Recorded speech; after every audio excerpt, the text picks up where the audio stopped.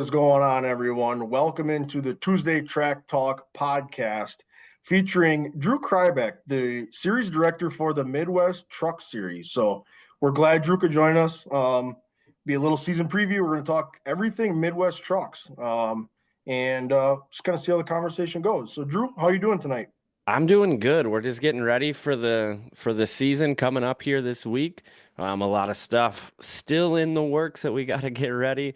Normally we're talking to the race car drivers, and from the series side, it's very similar. It's a lot of last minute prep work, just in preparation, especially that first race. There's just so many little details that all need to come together before that first race. That kind of once we get to the race season, or the racing season.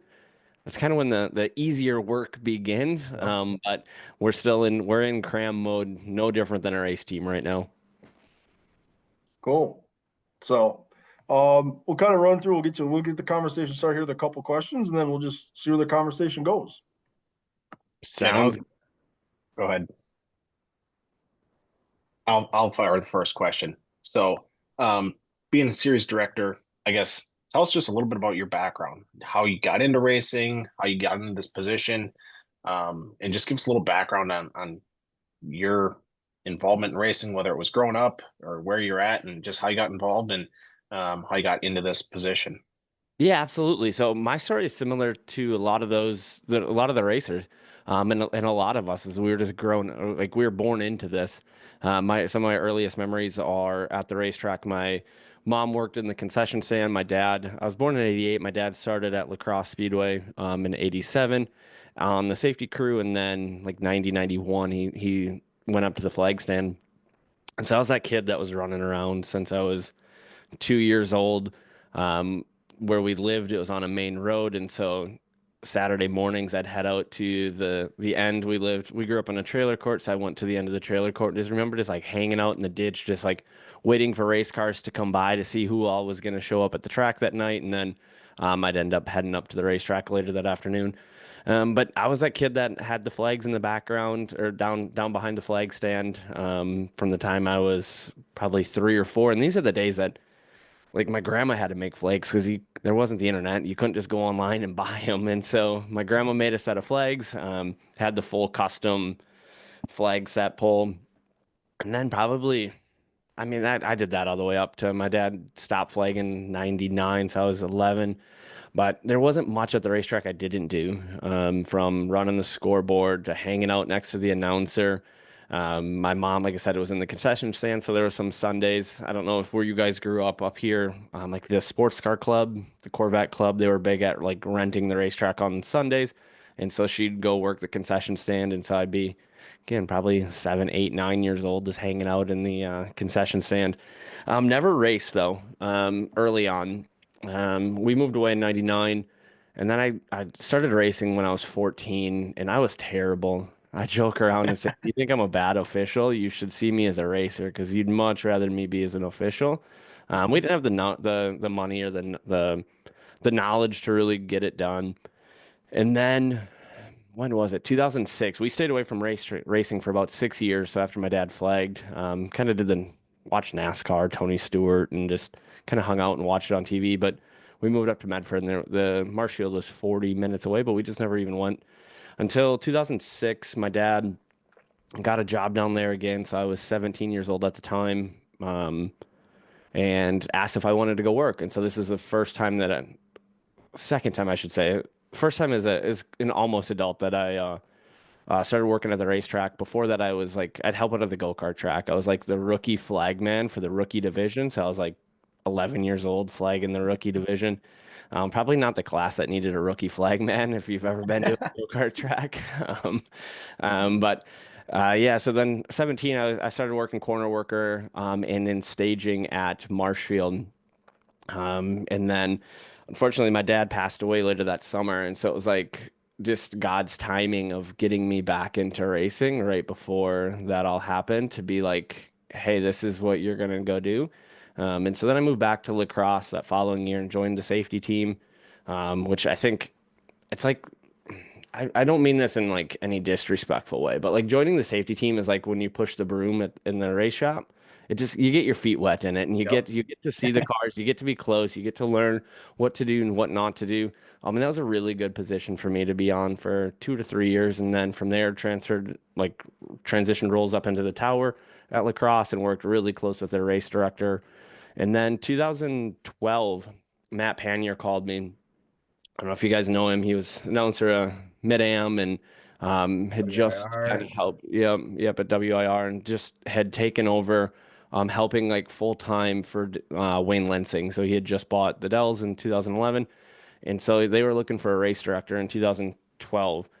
I'm 24 years old at the time, and I get the call, and I'm like, I have no idea. Like, I knew what a race director is, but I've never like trained to be a race director. And so went to the Dells, went full time in the Dells in 2012.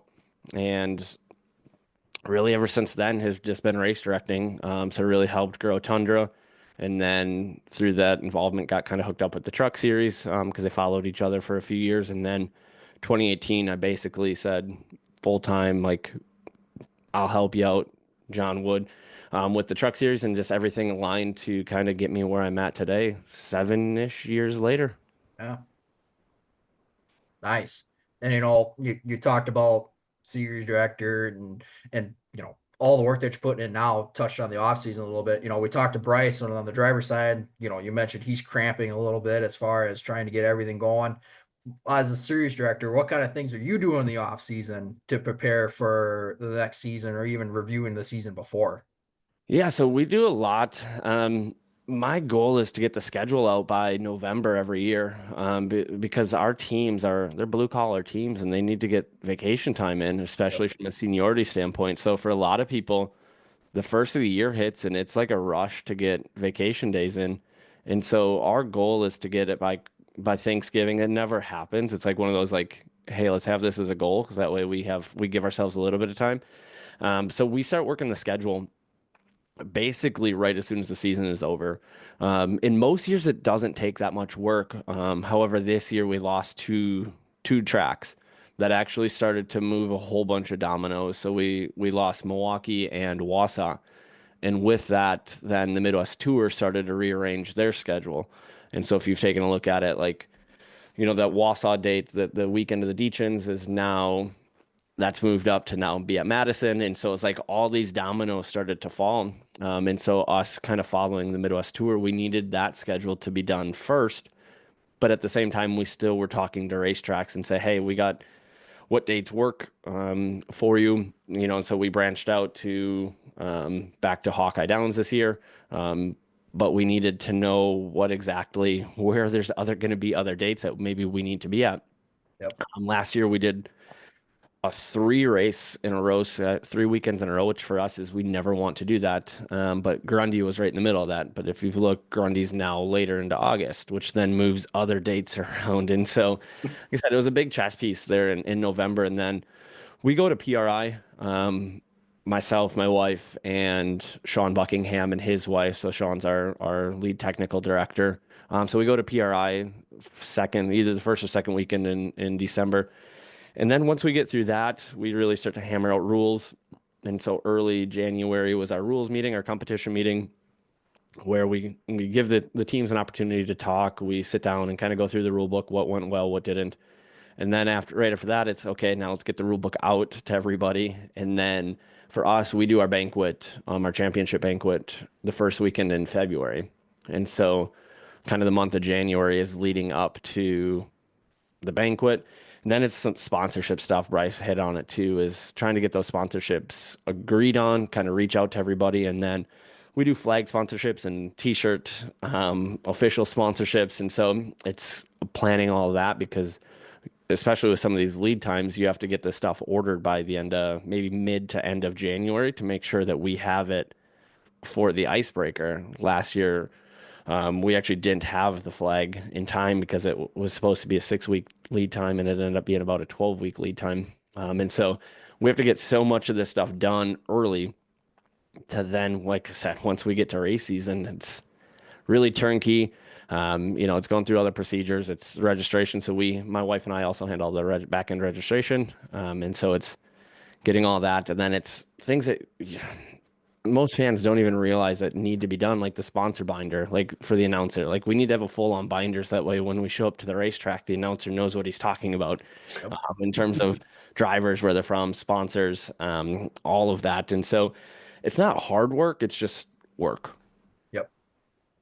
The Yeah. time consuming stuff and just making sure everything, crossing all or dotting all the I's, crossing all the T's, and Yeah, I mean, I sent out 2 pieces of communication today that, because Jerry obviously wants to do a pit map, and Greg McCarnes does too for his dates, and so he needs to know everybody's trailer lengths and their hauler. And so it's working through an entry list of 33 drivers going, hey, do we have everybody's hauler size? And then we also text out. So we use a texting program. That way we just really want to stay in communication with our teams all the time, as simple as possible. And so it's emailing everybody saying, hey, register 3 people on your team. That way you can get text messages.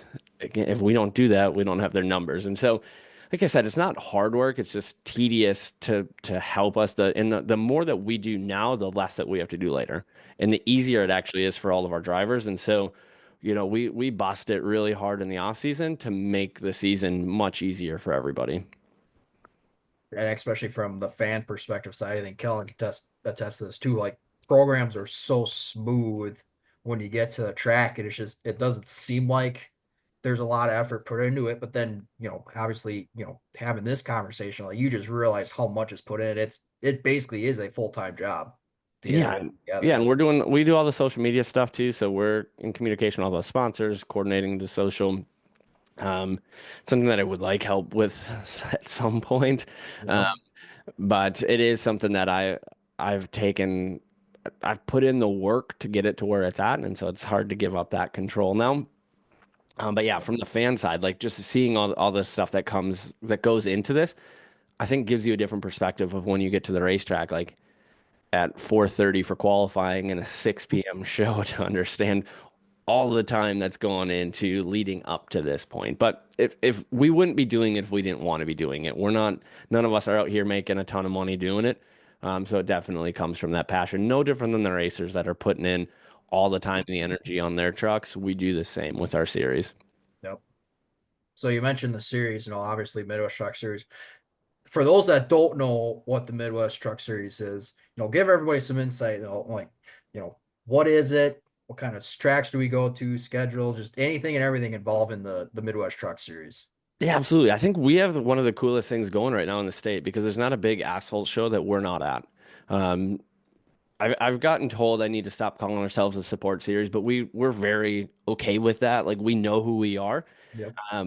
It's a 602 engine. It's a 5-star body. It's on a straight rail chassis, so very similar to a late model in terms of the setup.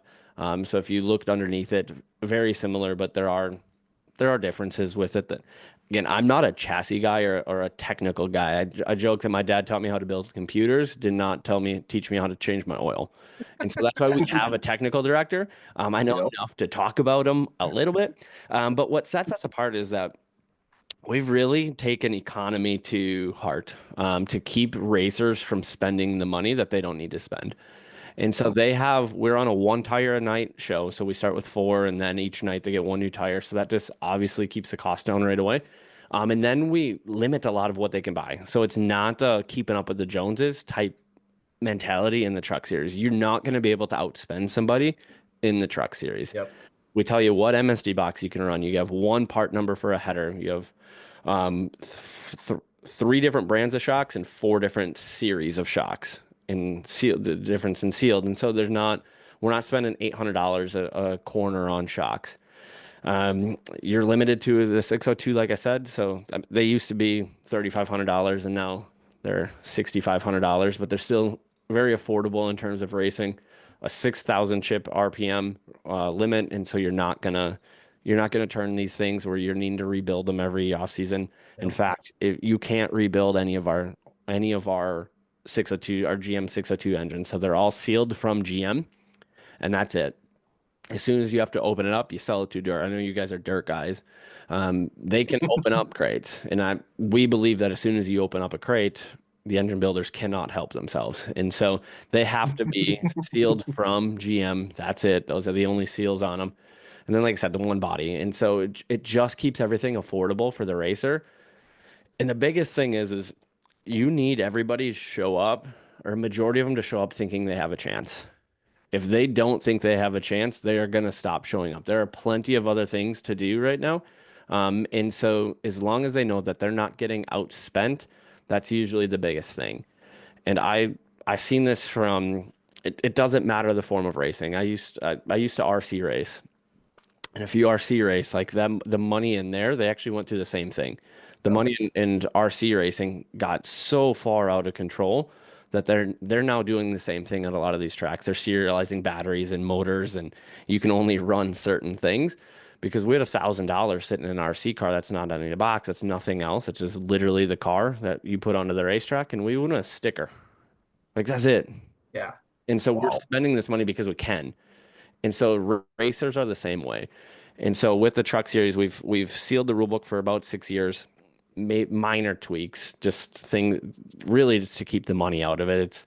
We don't need carbon fiber interiors. We don't need fancy pulley systems. Like again, I'm not a truck guy, but this is what the rules guys tell me.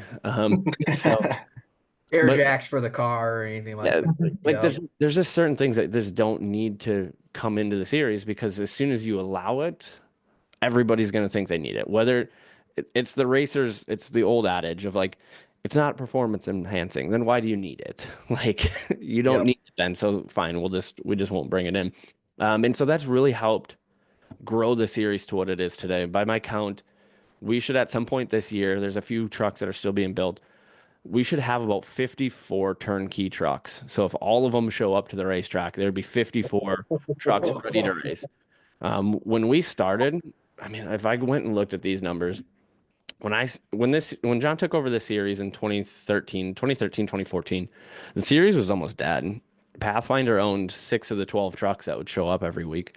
And that's all they had. And, there's some races that they're showing up to with only 11 trucks. When I took over in 2018 and really started to help them out, I remember the first time we had 20 trucks at a racetrack and we were like, oh my gosh, like we're doing something right. We show up to Marshfield and we have 17 to 18 and it's like, oh, this is a good count. Now when we have those numbers, we're like, I wonder where everybody's at. The last 2 years we've averaged 25 trucks at a race, which is incredible for where it was in such a short time. But it's because that rule book has not changed really a ton in the last 6 years.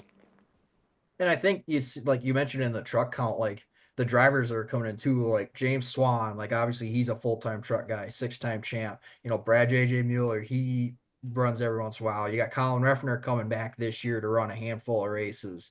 And you see the, other guys that are running it on a regular basis. And I listened to the James Swan podcast that you had. And one of the things that he mentioned was with the money that super late models put in, it doesn't become fun. Whereas on the truck side of things, you get to have that fun and you get to have that competition with each other. And like you said, you get the anybody could come in and win. You had 7 different winners in 23, 6 in 24. So it's anybody could show up and win. And I think that just produces great racing in its own right, from a fan perspective, especially. Yeah, we want to have fun. Like that's at the end of the day what this is about. If you want a beer and you don't have one, you come over to the truck trailer afterwards and there's going to be beer there. It's the reason that I play music outside our trailer. It's because I want to have that fun environment. If we're not having fun, why are we here? Yeah. For the first part of last year, I worked at another series, and I don't know if they wanted to have fun when they went. They wanted to put on a good show. They had the good intentions, but it wasn't the same environment that we have here. And that's what I really want to try to keep. Because again, none of us are doing it for money. And so if we don't want to be there, why are we there? And so, yes, it's stressful. Yes, there's going to be times that people are screaming at each other, but I hate to say it, like that's part of it. Like that's part of what keeps us coming back. If it wasn't that passionate, we wouldn't want to be doing it. And so I'm fine with that. I'm fine with guys getting a little mad at each other. We need rivalries. I'm fine if they're mad at me. Like things are going to happen. None of us are perfect. But at the end of the day, we want to have that atmosphere in the pits. Usually the trucks, our trailer is usually one of the last to leave.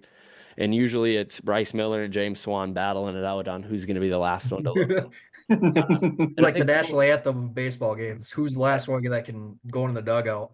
Right. And so I think that's what I think some of these super late model guys are seeing when they come back. I remember if you guys remember when Trackhouse first came in, there was like they were the first ones to really, from a race team perspective, kind of change the whole pit area. They'd have a DJ in there back by their trailers, and they just wanted to have fun. And what that did is it attracted people to their team.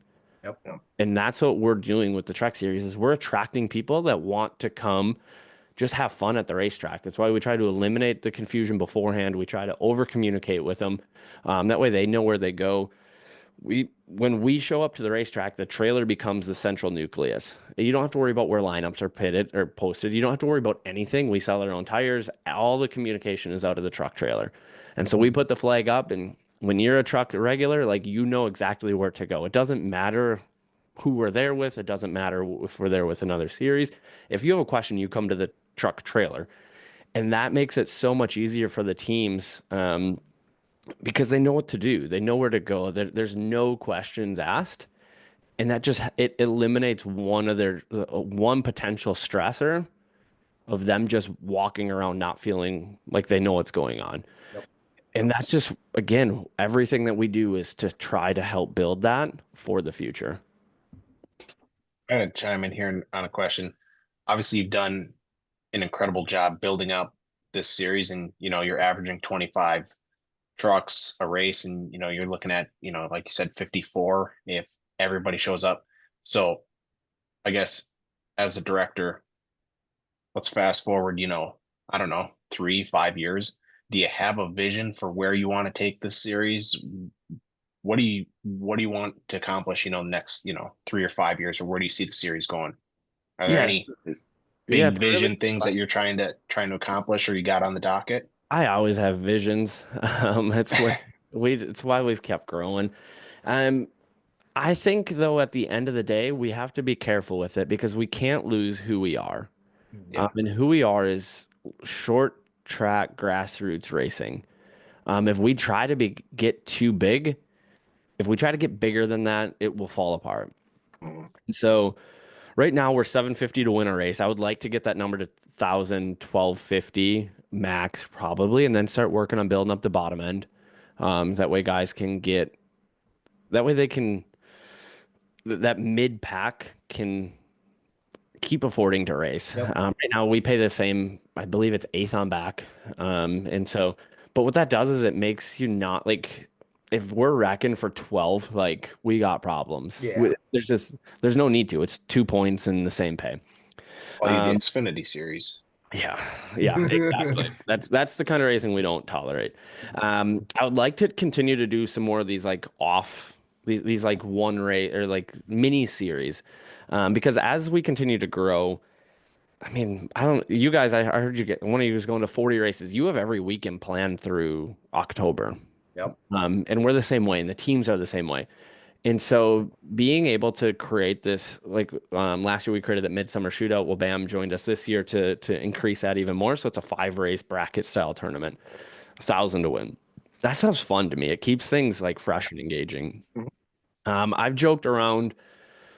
I would love to go to a dirt track. We're really close to being able to make it happen. I have 6 tires already grooved. I have the whole plan in place. It's what I do when I'm sitting around. And so I would love to test those tires on a dirt track. I've gotten input from people. Beaver Dam was going to be, they were really close to if we would have said, yes, we're coming, they would have probably brought us in. There's some other tracks in the area. But for me, I know some of like Mid-Am has gone and ran, I think the big half mile at Beaver Dam. That to me, half mile is not a dirt track unless it's Eldora or Knoxville. And so I want to go to a 3/8 bank dirt track. Like that's Wisconsin short track dirt for me. So I'd like to do that. But other than that, it's just continuing to build on what we're building. We've gotten calls to go to Berlin. We could have gone to like IRP again, but that's not who we are. If you remember, the Arco had a really good thing going until all of a sudden they were going to Pikes Peak. And that's it didn't last. And so we would be the same. And so we have what we have because of who we are, and we don't lose sight of that. I'll give you an example of kind of who we are. A couple years ago, we were at the Slinger Nationals, and it was awesome to be there to roll out in front of 10,000 people. You're part of the big show, but our guys had to be there 2 days. They were all there Monday. That's pit passes, 2 days. There's an entry fee that was added for that race. So that's not only are they losing money from not being at work or spending vacation time, they're also paying money twice to be there, plus hotels. And so we made the decision to go from the Tuesday of Nationals to let's go to the Sunday because now it's a 1 day show. So we don't have to have hotels. We're not making people drive there twice or stay the night. And we get to be the show. Like we are the top show to help kick off the Nationals. And so what we did for that is we really, and they kind of had gotten away from the name of it, but I remember they always called that Sunday the prelude to the Nationals. And so like we grabbed that name and we've helped build that Sunday into almost the Slinger Nationals are a 3 day event now. And so you want to see what happens on Sunday, then you have practice on Monday, and then you have the big show on Tuesday. And that becomes our Nationals, and we're okay with that. We're okay with that day. It doesn't need to be 2 days later to make it a big deal for our trucks. If we make it a big deal, it'll be a big deal. But it saves the racers. It probably saves each team $300 because they only have 1 day of pit passes and they don't need a hotels now. And so that's who we are. And so I just want to I don't want to ever lose sight of that because that formula has got us this far. I was gonna say like getting a hit, like you guys being the main show, like I could always see that being a big possibility, and especially with having that truck count too. Let's be honest, a good car count is what's going to bring people in as well. So having that truck count being the headliner, at Adele's on a Saturday night or at I would say Wassa, but not Wassa anymore. But lacrosse on lacrosse too. Same thing there. There's some more from that I would love to be. I'd love to go to those Saturday night shows. When Tundra was at its best, um, we just showed up and it was like it was a local short track. It wasn't a special event. It was hey, we're super lates are coming to your weekly show. Yep. And that was fun. That had that old school vibe that I loved. There's some more in the media side when you ask that. So like probably the racing product itself Sure. is what it is. I would love to do more from the marketing and the media side to get our drivers and sponsors more exposure, to build those guys up. I'd love if you're asking my ultimate goal, it'd be like a Drive to Survive type documentary on the trucks. Sure. To have a weekly recap and get to know these stories. I mean, you can see the formula works because everyone's copying it. There is now on everything a behind the scenes documentary to be able to showcase the drivers and who they are. And so that's where my goal would be is how do we get the attention that we deserve from some of these national streamers, or how do we go ahead and do it ourselves? Sure. When you look at some of these bigger things, when you're talking about these, who does somebody that you feel like you can go to for advice, or who do you ask when you think about, some of these bigger decisions? Who's somebody you lean on for advice, or who do you talk to when you think about these things? Yeah, I should probably ask more people more questions. I've gotten really blessed that John Wood has kind of given me the keys to do what I want to do. There's not many series owners that would do that. I think I came up with this entire midsummer shootout and I was like, I should probably call him before I release this so he knows what's going on. But I have a good relationship. I've known a lot of these guys since I was a kid. Greg McCarnes grew up at lacrosse. He's involved in the lease up here. I've gotten really close with Jerry Obby at the Dells. Just from my connection with Tundra and working there in the past and the truck series. And he's actually related to John Wood, and so that helps. And then our small team. So I'm still pretty close with Matt Panier. So if I have a really crazy idea, I'll bounce it off him. Otherwise, Alexander Gilhart is our flag man, and we work really close together. And so there's times I'll send him an idea and say, hey, is this too far out there? But other than that, it's we just kind of do our own thing. And I think that's the beauty of what we've done, because we don't have the politics involved. We're our own deal. a truck you can race at a couple other places in terms of like with the sportsman class at a couple tracks, but there's not a weekly show that we have to kind of worry about what they have going on. And that gives us speed, like the speed and freedom to really take some of these ideas. That's awesome. So what's something that, because obviously everything can't be all, fine and dandy and work out the way that you want it to. What's something that you feel like that is maybe a struggle point right now, or that hump that you're trying to get over with the series? You talked about media, trying to expand on the media side of things. What's other things that you're just kind of looking to get over that hump? Yeah, I mean, you always have the personalities at the racetrack. That's always going to be there. That's probably one of the biggest frustrating points. But again, we're going to have that. Um, being able to being able to help get people in the stands, that's been a struggle. Everybody has these 5.5 inch phones in their pocket that they have no problem spending 2 hours on TikTok, and it doesn't cost them anything. Mhm. And so we have to, as series, as tracks, as events and promoters, figure out a way to make these events worth people's time and energy. Um, the way that streaming has gone, I love streaming, but it is a double-edged sword. And so as we figure out how to have a better experience at home, that only means that the at track experience has to improve. Because a lot of these broadcasters, they're doing awesome work. I mean, we're getting in car now, like we're not far away from having probably full on driver audio. You think of the drone shots and the speed shots, and as bandwidth continues to increase, that used to be the limiter at these racetracks, is that they just had no bandwidth. Well, now Starlink, you can have internet anywhere. And so the TV producers have figured out a way to make these really good at-home experiences. And so you have to create an environment at the track that's a must, that's a can't miss, that just has this different energy about it. And I think asphalt's, we're behind a little bit. I think we're behind in maybe again, I don't want to make people mad.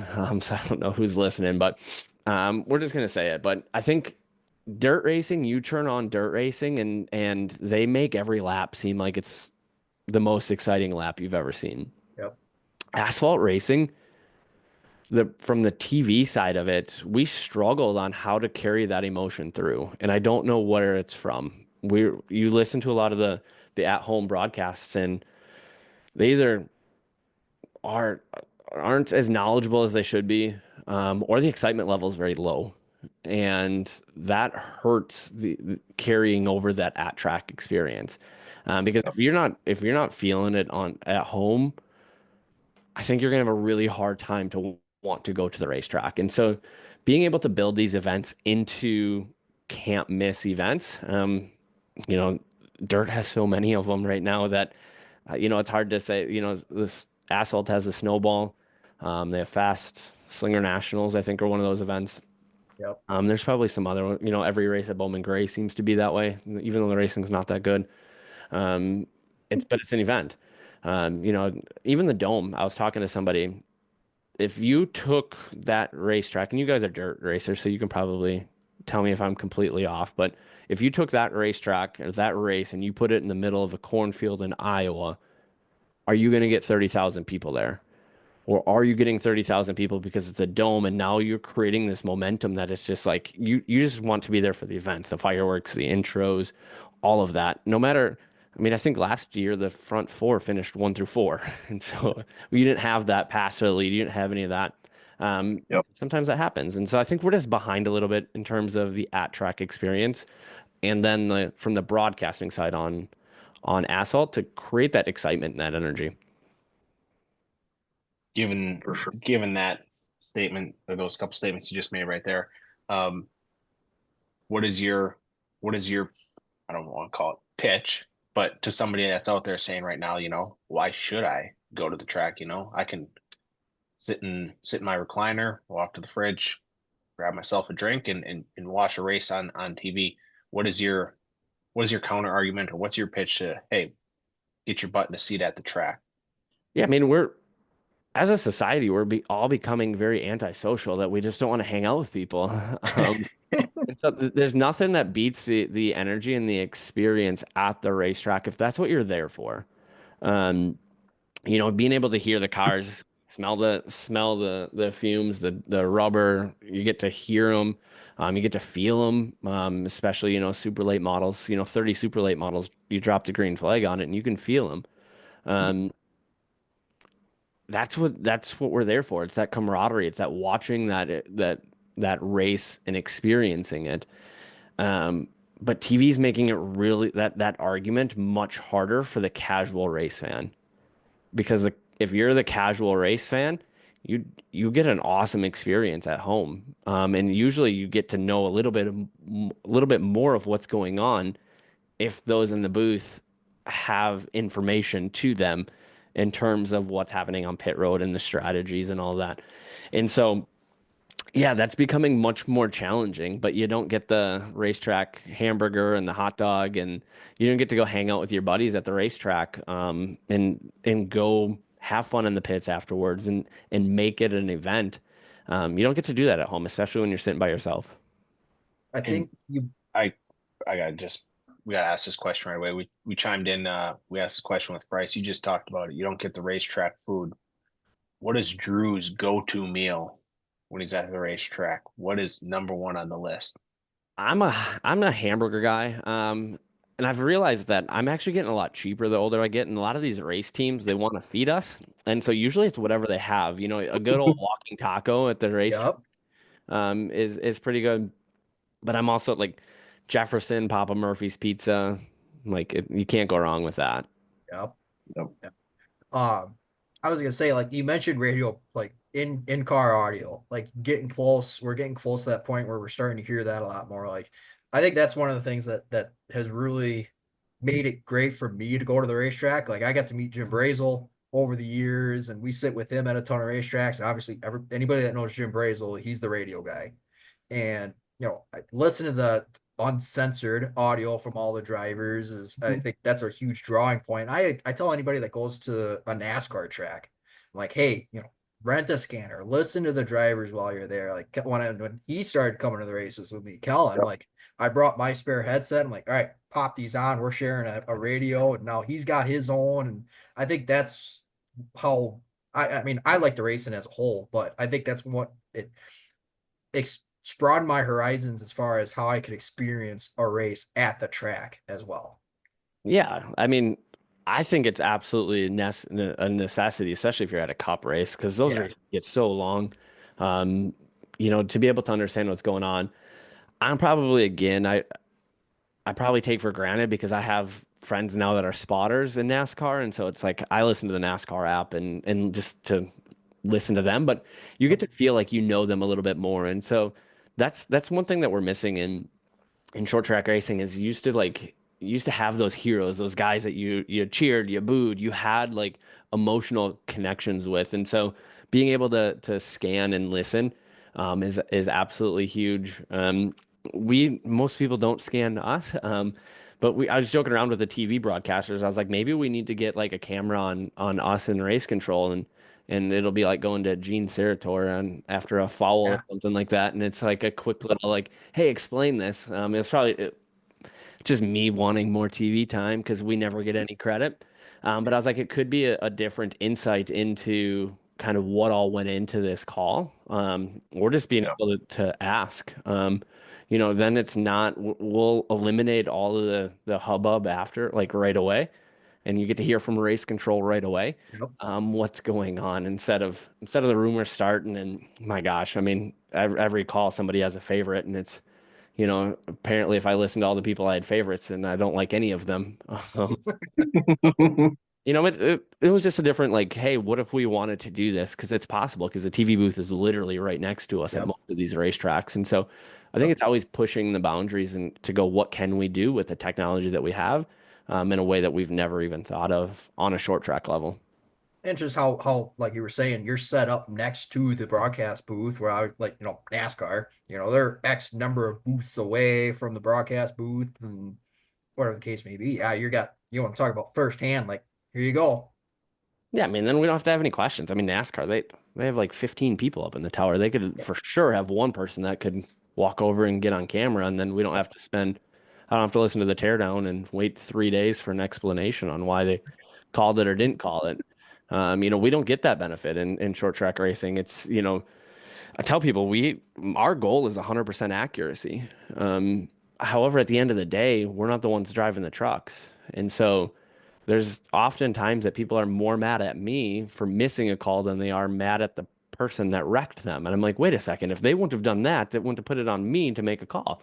But if we can get that in front of the fans and the drivers, and I'm all about full transparency. It's why I'm as active as I am on social. I have no problem admitting if I made a call or explaining the call. It's most people have my phone number.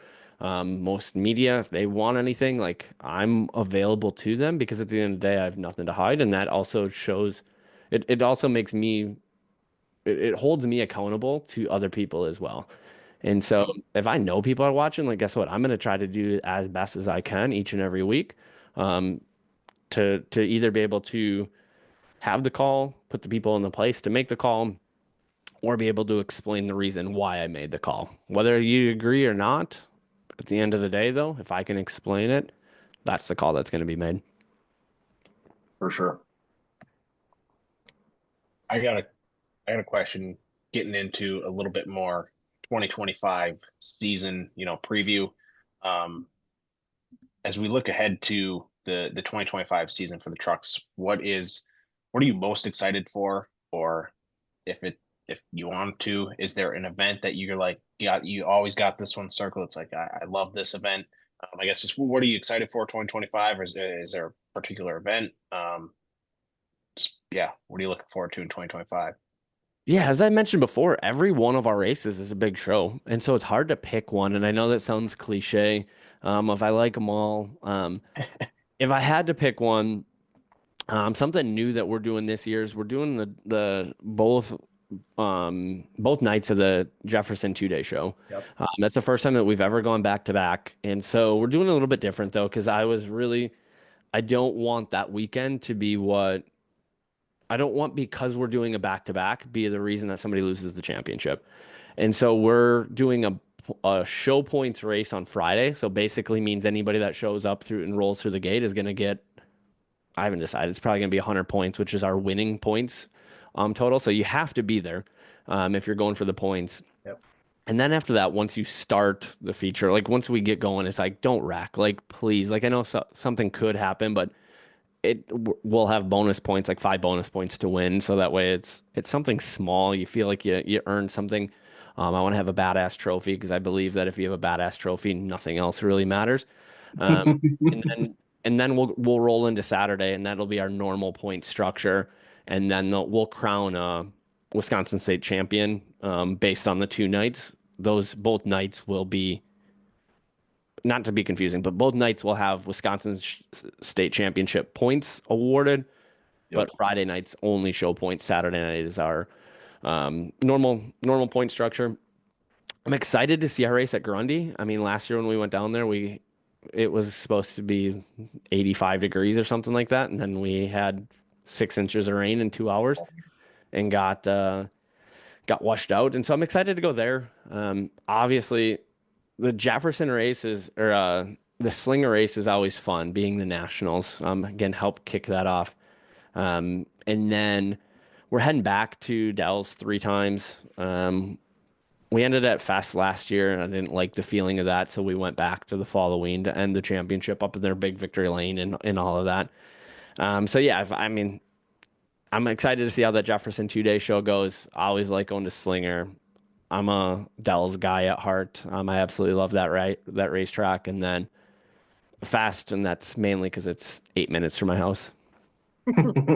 I think I really do like the Dells. Dells is definitely hands down the track that I get to the most.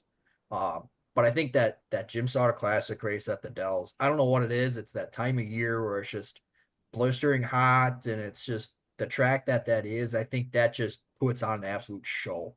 Yeah, and our guys, that's we have the most races.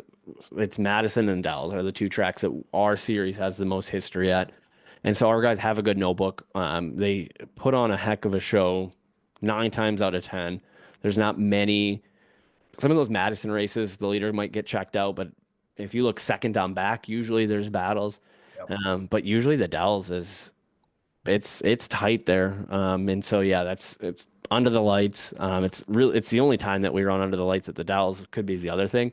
I think all racing should be under the lights because they just look cooler. Yep. But the following and the icebreaker are both during the day, just simply due to the nature of when we're racing. And so that's a one race at the Dells that we get to be under the lights. Yep. Nice. 100%. So, question kind of going. So, let's talk a little bit about your podcast. So, obviously, you have your Let's Go Trucking podcast. How did you come up with the fun question?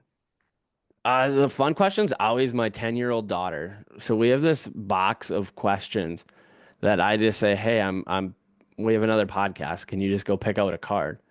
And so whatever card that she picks out is the question that we ask. And so nobody can get mad at me because it's my 10-year-old. And so I get some deflection there of that. Yep. And it gets her to feel a part of it. And again, I want her to be a part of it similar to the way that I was. And so there's a lot of our teams that know her. She usually helps with stickers at the beginning of the year. And so she's starting to run around and said she's about 3 years away from really owning the merchandise and apparel tent. So when she's about 13, I don't think she's gonna have a choice. She's gonna be running that. But yeah, that's how that question started. Cool. With the bank of questions, who puts the bank of questions together? So that's the other questions are, so usually I'll be going through, otherwise, there's times that we ask for some other people, or if I know the person, Yep. if we send some questions to the crew guys and say, "Hey, can you give me a couple questions?"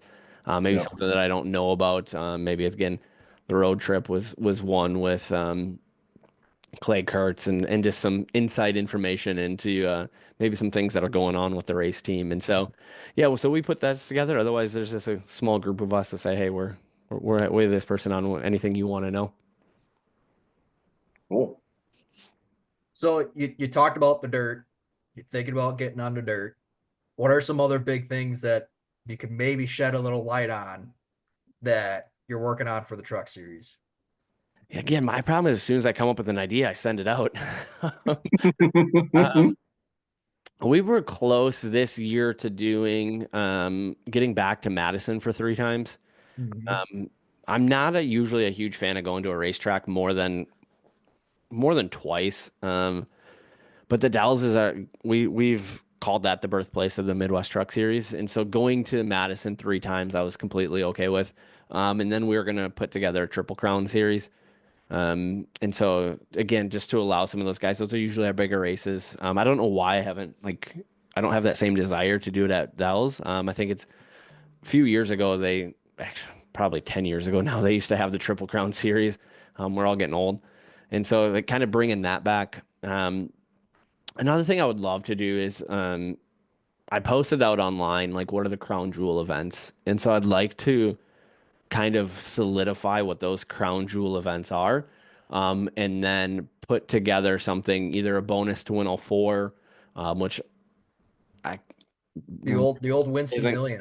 isn't gonna happen, my guess, based on how tight some of these races are. But again, just have cool trophies and create prestige, because that's what we're doing this for, is you want to feel like you won something big. And so if we can kind of establish those crown jewel races, and I know even in NASCAR they're highly debated, but I think that for the most part they're pretty locked down to 4, maybe 5 races on their 30 race schedule. So if I could get to 4 races, 3 or 4 that are the big deal, I don't think we would announce it. It's not like, "Oh, hey, here are 4." We do that by the amount of promotion that we do, the trophies, things like that, and the build up to it. That's why when we have races, we talk about the past winners. We need it to mean something. It's what baseball was built on. They were built on history, and you can see that as soon as they started to get away from that history is when their sport started to decline. And so making sure that we never lose that history. And so Those are probably, like I said, Triple Crown at Madison. We have that night that we were going to do it. We have a kind of a fun little promotion that hopefully we can put together next year. That would just, again, you talked about getting people in the stands. It's through those fun, creative promos. And then, yeah, really establish kind of our 4-race crown jewel type events. Yeah. I gotta, I think this is gonna come off as like 3, 4, 5 questions all in one. I'll try to remember them. And I don't know. I guess I don't even know if I really know the question. But you mentioned before your race director on race day, and knowing that and what I mentioned earlier, the Xfinity series and what we just witnessed on Saturday night. I guess put me in your mind. What is the message you deliver to avoid a race like that, or how do you think in the Xfinity series, how did we get to that point? And then on your side of things, like, is there a clear cut line where you're like, if this happens, I'm sure it's intent, but I guess just put me in your mind on race day of, stuff like that happens. How do you not get to that point? To accident happens, what's going through your mind, just your process and how that all works. Yeah, it's a good question, and it's one that I do think about. I watch a lot of races, and I go, what would happen if this was my deal? Because it actually allows me to experience this without any pressure or without any sort of dog in the fight. The biggest thing that I think is it's a lack of control, and so I think they've allowed the racer to not. They don't respect anybody, their crew guys, the teammates, the officials. That one thing that we've done really well with the trucks is we're in control. Like we are in control, and at times you have to draw the line. And so last year we had some incidents. We had three wides, and we have a no 3 wide rule, and we had three wides in the first 3 weeks. And eventually, like, first one, I could argue and say, hey, this was fine. The second one, we missed how it started. And I have a real time penalizing somebody when didn't see how it started. The third one, it's aggressive. But the other two were aggressive as well. But eventually I have to step up and say, no, we're done with this. And so I think that's some of what, like in the Xfinity series, they don't know where the line is. And as a racer, eventually you're going to get sick and tired of getting pushed around. And you look and you say, if that guy's going to do it, I'm going to do it too. Because if I don't do it, I'm the one that's going to get shipped. And so we come in and we'll lay the hammer down. It may not be a penalty right away, but it's walking down. If you listen to the Grant Griesbach podcast, how his introduction to the truck series was he shipped somebody for last chance transfer spot, and I was down at the truck while they were still in line for tech. I went right from the tower and went down and said, that's not how we do it here. Like, this is your one warning. Think about it next time. Like, we respect each other here. Yep. And so you've heard a lot of, especially coming from NASCAR, the David Hoots era and stuff. They wouldn't do that if he was there because he had a different respect level from them. And so typically when you start to see racers, whether it doesn't matter what it's on, it doesn't matter if it's NASCAR or down south or could be up here in hobby stocks. As soon as that respect is lost for each other, your equipment and the racetrack, all hell breaks loose. And you need somebody that's willing to step up, and you need somebody that's willing to take a stand that may not be popular, and to be able to go, they're going to come tell you that was fine last week, and you have to look at them and say, that's fine. It's not fine anymore. It's no different than parenting. And you had, And I was going to just right along those lines, talking about race day and stuff like that. I guess talk us through just as a series director and then race day director, just talk us through just your just talk us through a day in Drew on race day, 2 weeks from now, coming up at the Dells. Talk us through a day, and then part B to the question is, do you got a favorite part of race day? When you're going through it, you're like, yep, this is my favorite part of the day. Yeah, that one's easy. That's when I get to open the can of beer at the end of the night. That means we made it through. But I'll give you the quick, like 30 seconds. So it's a lot of like we get there early. Like we're one of the first ones there setting up. Again, similar to a race team. We get our trailer set up, drivers meeting. It's making sure that we have our drivers meeting notes, and then up to the tower. And so from there, it's just a lot of like it's really hard to explain through a podcast of what all kind of goes into it. But if a real simplified explanation is, I'm like the puppet master up in the tower. Like that truck field doesn't roll until I say, hey, release him. And so it's just making sure that everybody's good. It's scores, announcer, everybody like that. And then afterwards, if something happens, again, I don't go hide. There's some officials that will hide after a race, so they peace out right away, and I'm down in the trailer waiting. I mean, there's some races, there's 2 or 3 guys waiting at the trailer for me. So it's like the festival meat counter. Just take a number, and I'll call your number, and we'll chat when we're ready. Um, Yep. but it's all part of it, man. Like it is what it is. Like I get it from their side. And then yeah, it's tear down and well, it's open beer, watch the super late race, and then start tearing down, and hopefully leave 2 to 3 hours after our race is done. Yep. So you've had a lot of drivers come through in the years, and a lot of success from a lot of those drivers as well. We've got a list of them here. Just a few of them. Bryce Miller, obviously recent quickie development program finalist. Derek Kraus up in the NASCAR ranks. Sam Mayer running trucks in Xfinity. Obviously, Swan's a 6-time champ as a regular. You got Reichenberger in there. Daniel Bain's been running for a long time. You got some comers and goers that hop in every once, like Brad J. Mueller. James Lynch hops in there too. Even Jeff Storm dipped his toes in a little bit, which I think was a fan favorite. Yeah. It's just how on the James or the Jeff Storm side of things, what are you doing to try and get some of those guys to do a one-off type of thing, or again, like, hey, come race with us for a season? Yeah, I'm not afraid to recruit. Like I'm not like, it's talking to them in the pits. It's messaging them online. It's, saying, hey, we'd love to have you in the trucks and make those guys feel welcome. Again, when we go way back when we started this, it was keep it fun. And so when they can see that we're going to have fun, it makes it more enticing for them. Some of it we have to get over the pride thing. There's some guys that don't necessarily want to drop down, quote unquote, drop down from a super late into the trucks. But yeah, I'm a big relationship guy, and so I like to keep those relationships. And then don't get me wrong, we celebrate when those guys move on. A kid like Parker Retzloff was, he's ran the trucks and now full-time Xfinity. I think at one point there was like 9 guys in the Xfinity race that all had like ran a truck race. Like it was wild. Um, when we looked at it. And so when I was in college, I worked for the Milwaukee Admirals for 4 years. And so from that kind of farm system, where you were building on these kids that were up and coming. And that's the mindset that I've taken with them, is we have a place for veterans and we have a place for these young kids. And so the more that we can just continue to build relationships and just show them, our on track product speaks for itself. And then our best recruiters are the other drivers. They're Brandon Reichenberger coming in saying it's the best series he's ever ran. That speaks a lot more than me. I'm supposed to tell you that we're the best thing.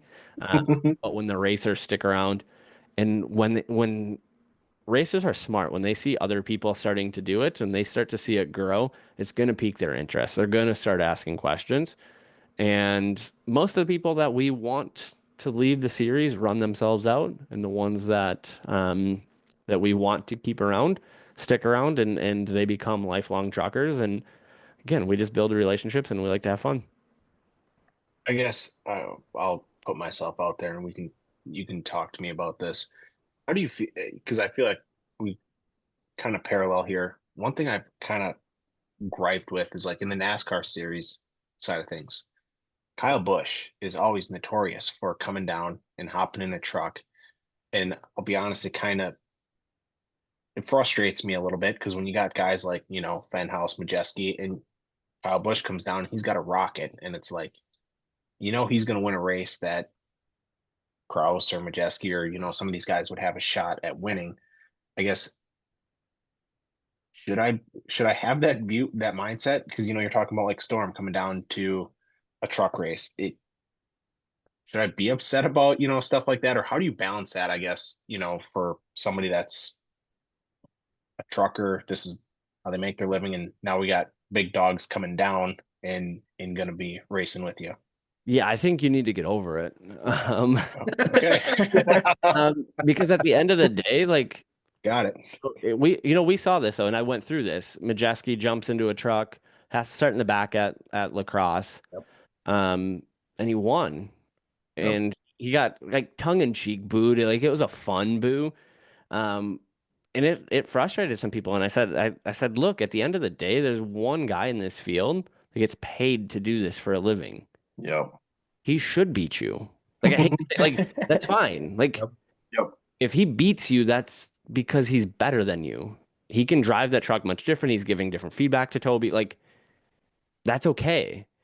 And I feel the same way when those guys come back. Now I like the 5 race deal in NASCAR because it got ridiculous there, especially the Xfinity series when it was, it was just Cup Light is all it was. Yep. No. But you get to test yourself against those guys. Guess what? Kyle Busch is probably a better race car driver than every other driver out there. Yep. And so when you beat him, you know that you, as a team, you guys either had a better piece of equipment or you drove better that day. Yep. And so that's the way that I look at it. And that's the way that I think others need to look at it. That this doesn't, if you want to hone your skills, you probably shouldn't be in Cup or in trucks. Like if you, but at the same time, if you can go beat him head to head, and it's happened. I think, Corey Heim took it to him one day, pass him and then pass him back. That speaks a lot for Corey in his career. And so if you're not beating Kyle Busch, that's probably fine. He's a 2-time Cup champion. And so I think that's okay. Now, again, we're limiting it. But there's 4 other Spire trucks there that are probably built very similarly to that one. And I think it says a lot for their teammates if they're finishing 20th and Kyle's out there winning. For sure. And I didn't mean to be mean, but it was like that's like very much my like. Yeah. We live in a world that I think we want everybody to have equal opportunities, and we expect that we can be frustrated that somebody else can win, but again, if they can go beat him, that says a lot for them. Well, Sure. I'm over it now, but but no, I do get that point too. It is the old measuring stick measuring stick test. If you want to beat the best, well, they're on the track, so go beat them, and it gives you a shot to see where you're at, and figure out, is it me as a driver, equipment, stuff like that. So yeah, and in the trucks right now, I think, you look at a guy like Corey Heim, he is that guy. Like he is the one that I think you need to beat him right now.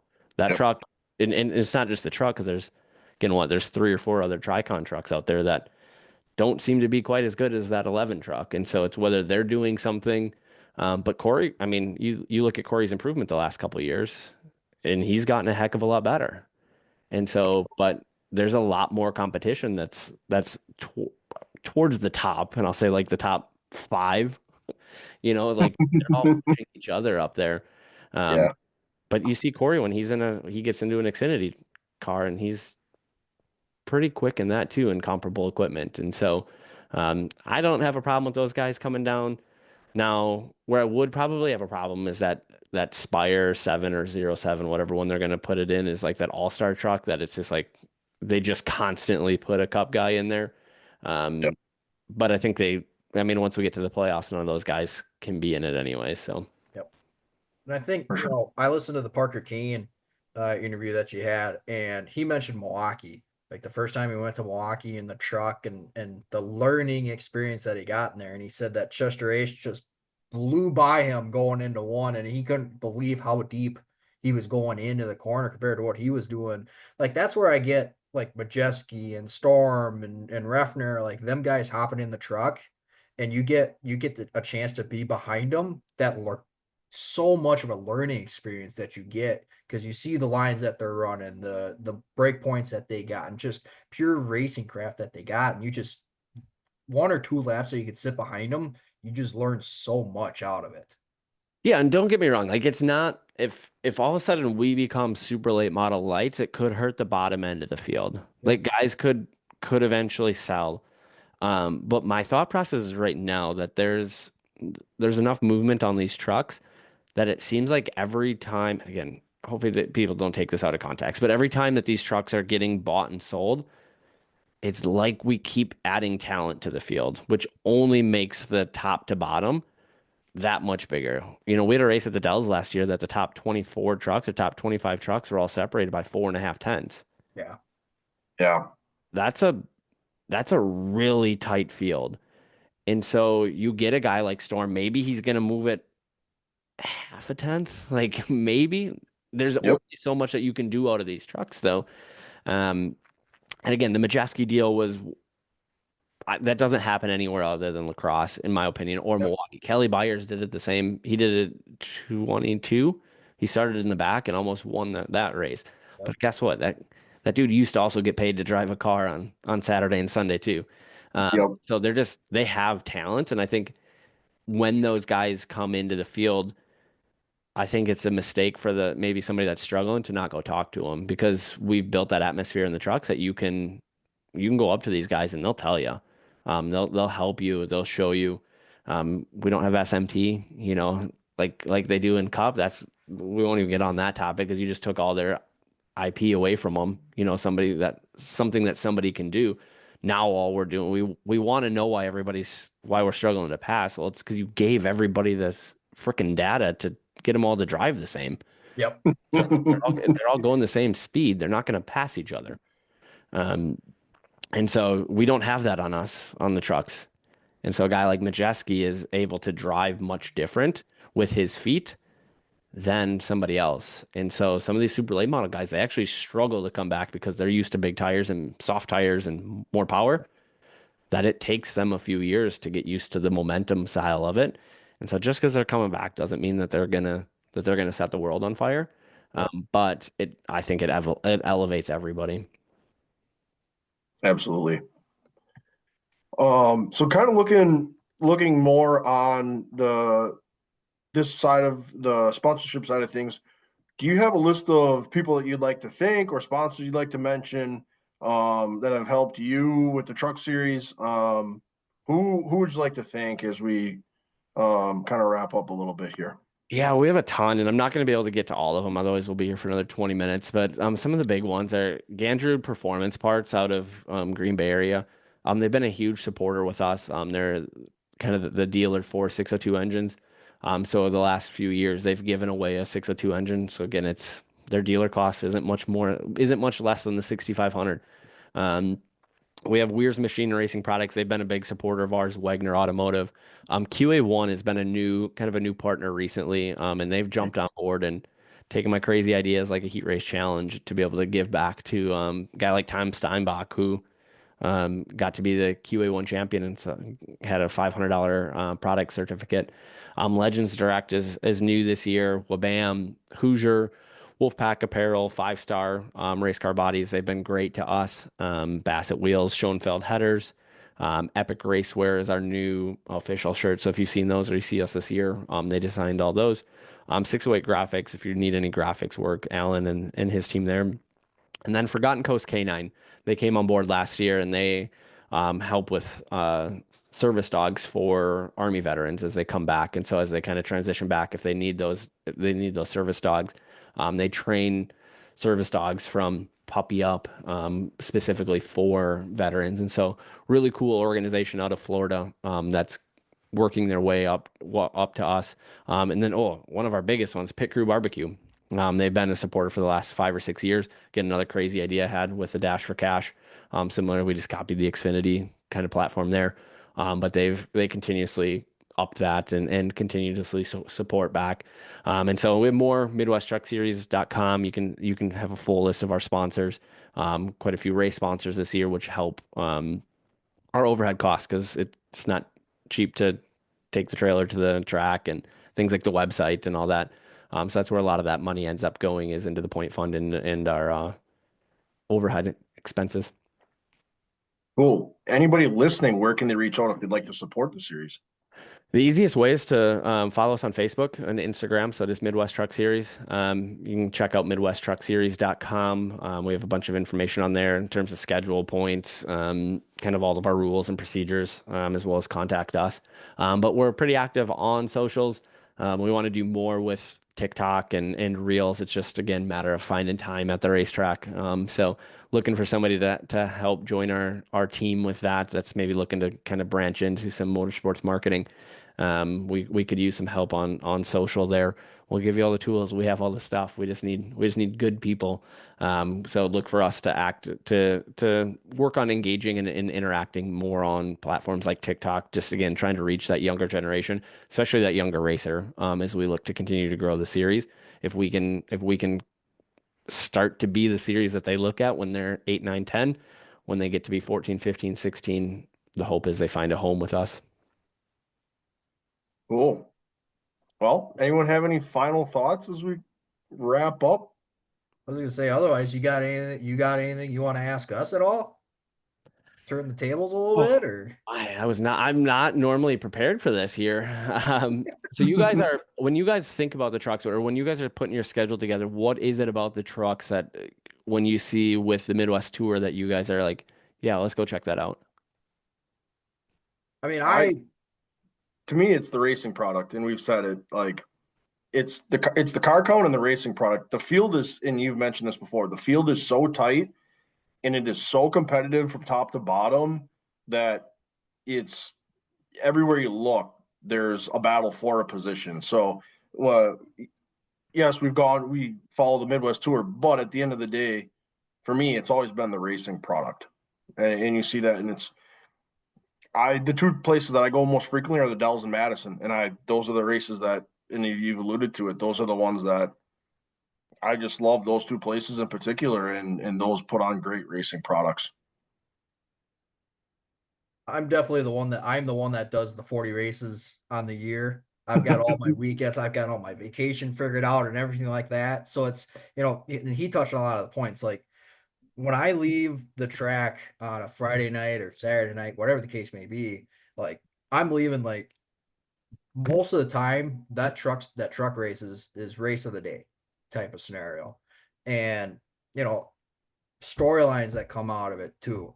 You get your fair share amount of it with the Midwest Tour and the Tundra Series and even the Live for 5 at the Dells. Like you get your fair share of storylines come out of there too. But again, you get the different number of drivers that are winning it throughout the year. The points battle basically almost always comes down to the last race of the year, and even the rookie battle too. That's coming down to the last race of the year. So it's the fact that it's the season long battle for the championships and the titles and everything like that. Like that's so enticing too. Like you got, Formula One, for example, like you could win the championship 4 races left in the year. And then what's really the point of those last 4 races, unless there's a constructors championship or something like that going on. But when you can get down to the last race of the year and even down to the last handful of laps, like I think Reichenberger, he needed 2 spots with 10 to go in order to lock up the championship.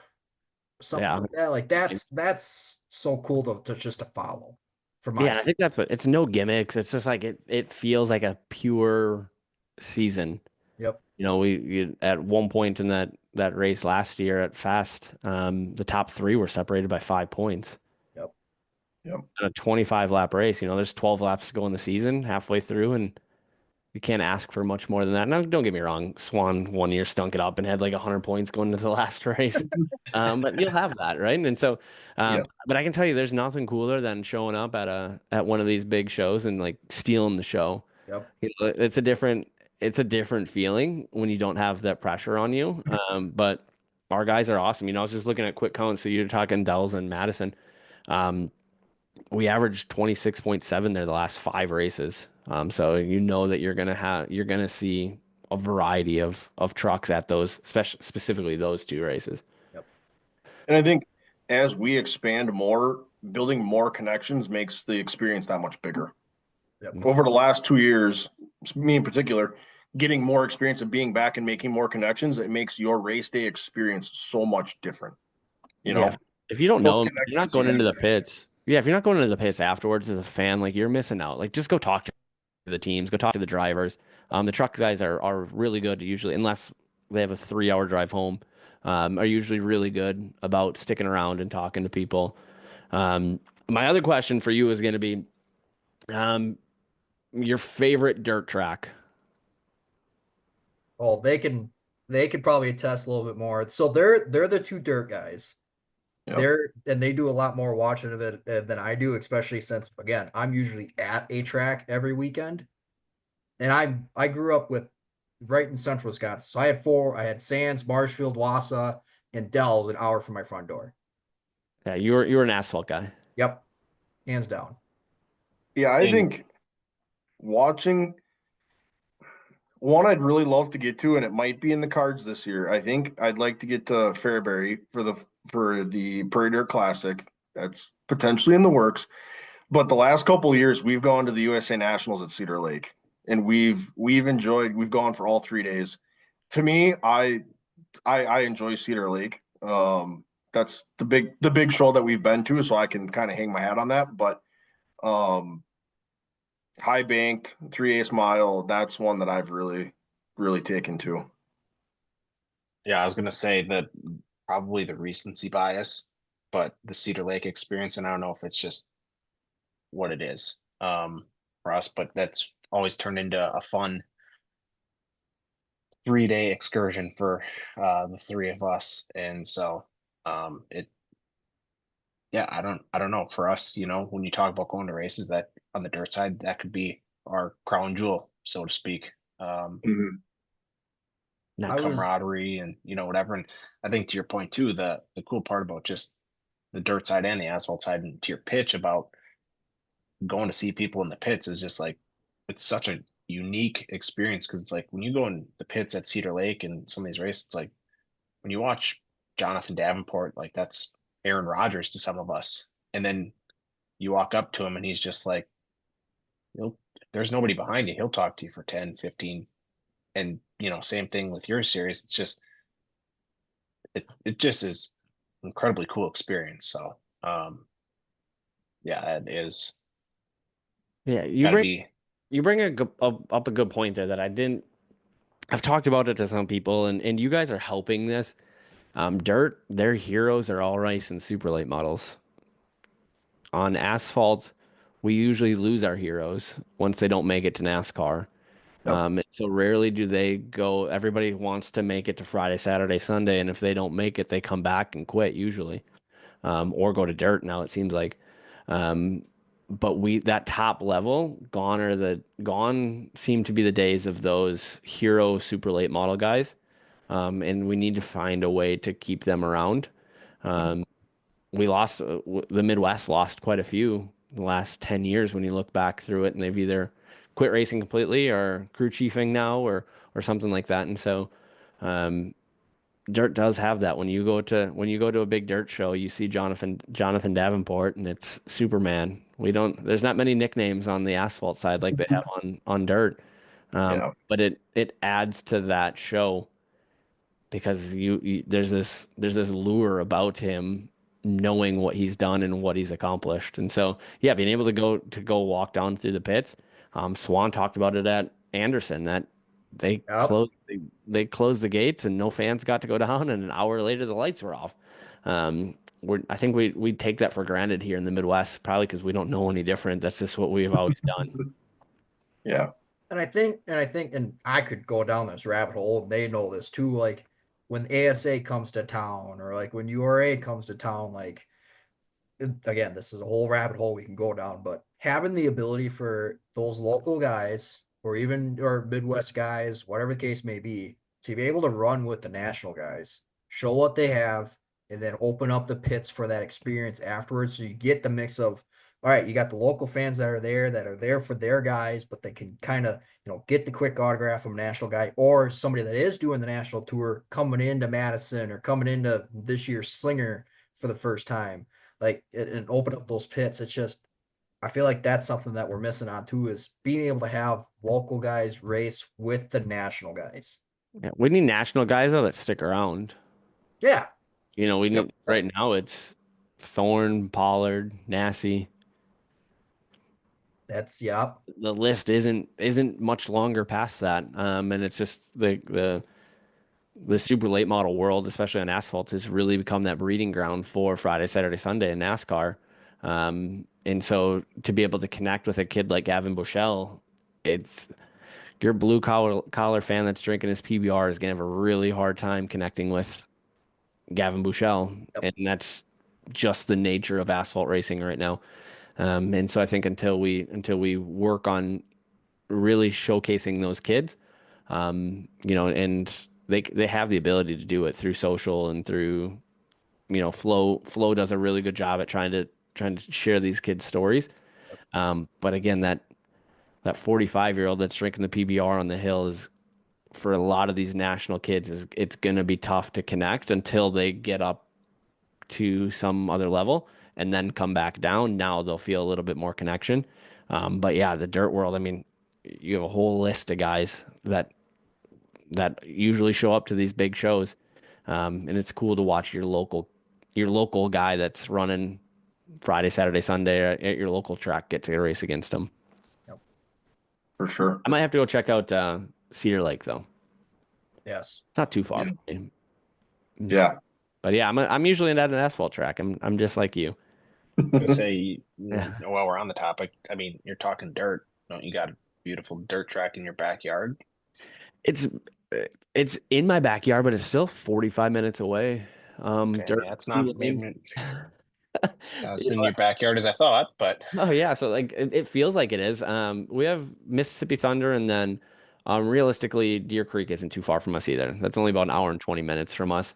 Yep. Also another beautiful track that Mississippi Thunder is they're very shaped very similarly. Now both three eighths mile. Um, I'm I heard Bryce talk to Angel Park. I think it's just I think the connection to Angel Park for a lot of asphalt guys is McCarnes, and there's a lot of asphalt people that just go hang out there because the only track Yep. that's racing is Slinger. So if you're not at Slinger, you want to go do something. Yep. And there's something nice about going to a racetrack and not having a single clue what's going on. Yes. I don't understand it. Like I watched Flow the one night and I'm like, why are they like pushing these cars around the racetrack? And apparently it's like warm engine heat or something like Well, that. some of them don't even have they don't even have starters. Yeah. So I get Yeah. the pushing, like I get that, but I was like, what are they? They're like just literally like putting around for a lap and Oh a half yeah. and pull in. I was like, yeah, I have no idea what's going on. I wouldn't mind it. I wouldn't mind. I want to race direct a dirt race, and I want to race direct the snowball derby sometime. Those are like Mm. two bucket list things for me. So maybe at some point I know Jason Schultz with the Dirt King, so maybe someday I'll get a call and get to go race direct or flag a dirt race. Well, I don't know how you determine what happens because they always look out of control. Um, and so starts to me are the weirdest thing. They're just all like letting the clutch drive it and then just get to turn four and spread out six wide and hammer down and hope to make it through turn one. So there's a lot of differences that I'd probably have to pick up on. But at the yeah. end of the day, we're throwing the green flag and eventually we throw the checkered. I was able to cross Angel Park off my list last year of tracks to go to when the Badger Midgets were racing there for a weekend, and I'm hoping to get there for when June USAC races 7th there. or June 8th is the World Outlaws show there. Yep, I'm hoping to maybe make that trip down there. I'm all the way up at Eau Claire, so that's a 3-hour haul for me to get down there, but I've done dumber things. So So yeah, from here it's hour 45, so it's not really that far. yeah. Yep. For sure. Well, I appreciate this, guys. You guys have been awesome. I can't wait to see you guys at the track. Who's all going to the icebreaker? All right, I'm in. I'm in. and try to We're get trying that. to convince him. Yep. We're working on the third one. So that's you talk about what we're doing. Those are the little things that I'm doing, is putting together a credential list. That way I can make sure to get that over to the promoter so the right people can get through the gate. And Sure. yeah, so I'll be there. I won't be at Madison though. So Okay. Cool. I'm hoping, praying that the icebreaker does not get rained out. Oh, I know. Otherwise, our first race of the year is a race that I'm not at. So Yeah. yeah. Cool. Sweet. Well, we appreciate you joining us. The conversation's been fantastic. This has been awesome. You can always grab a hold of the Truck Series on their social medias. Great follow. So if you're looking to follow the Truck Series, their social media is a great place to follow them. So Drew, thanks for joining us. It's been awesome. Great to have you. Yeah, thanks for having us, and thanks for the promotion. And anytime you guys have questions and you need a little guest segment or question about maybe something that's happening, certainly don't hesitate to reach out. Cool. Thank you.